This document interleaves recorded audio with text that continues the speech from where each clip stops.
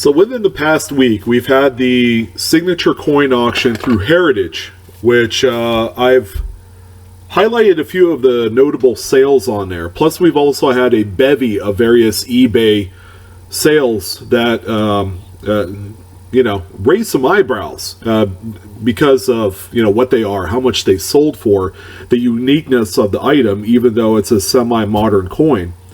This particular coin right here is what I would classify as you had seen in the title of the video, it's the most intriguing sale of the week. Because I can't help but notice that it's a 1964 Philadelphia nickel, which they made 1 to 2 billion of these things, and this particular example sold for almost $1,300, folks.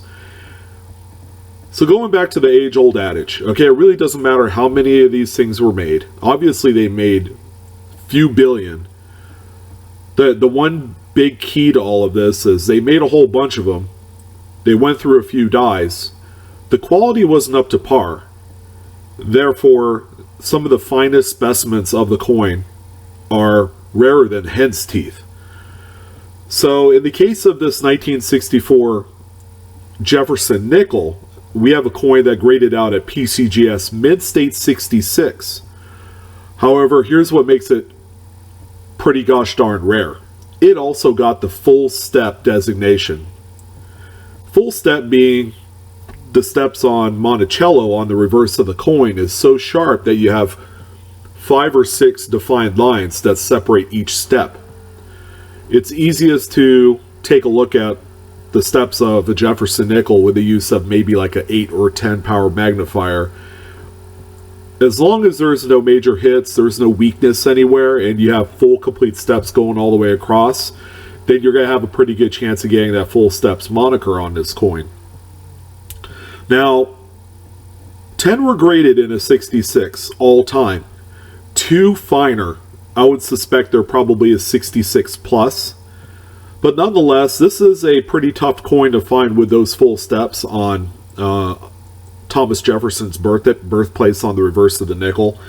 And it is pretty sharply struck, albeit it is a 66. So you'll notice a lot of little dings and bag marks on the coin.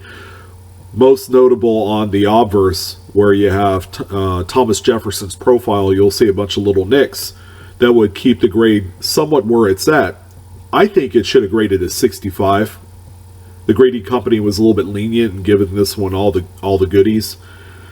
But this one sold during the Heritage Signature Coin Auction this past week for $1,300. Again, it's a 1964 5-cent Jefferson PCGS Mid-State 66 full steps. And I've also provided some close-up photos of what the steps would look like on this coin in order to give it that nice lofty grade. And it'll be worth a lot of money. The higher graded coin examples that graded maybe that 66 plus or higher would command probably 3 to 5 times as much money.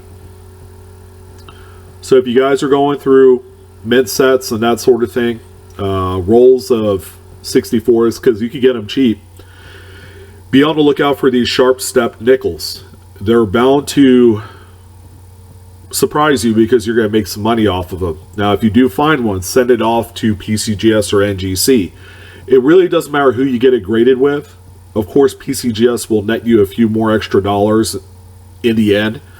As long as you get the full steps designation on either grading company is all that matters. Then you'll have the full power to liquidate what you have. And the same goes for any other coin that I've described and talked about. That's important to know because I've gotten a lot of requests and inquiries. You know, people say, hey, I got this coin. Why don't you write me a check? Well, guys, I don't buy the coins. You go ahead and get them graded, and then you sell them yourself. You know, consign them to like Heritage Auctions or Great Collections or eBay. All right, it's that simple.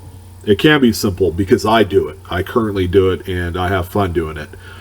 But that notwithstanding, that'll wrap up this intriguing sale of the week. Hope you guys enjoyed it. And thanks for taking the time to join me on Blue Ridge Silverhound. I'll see you guys next time. Have a good one.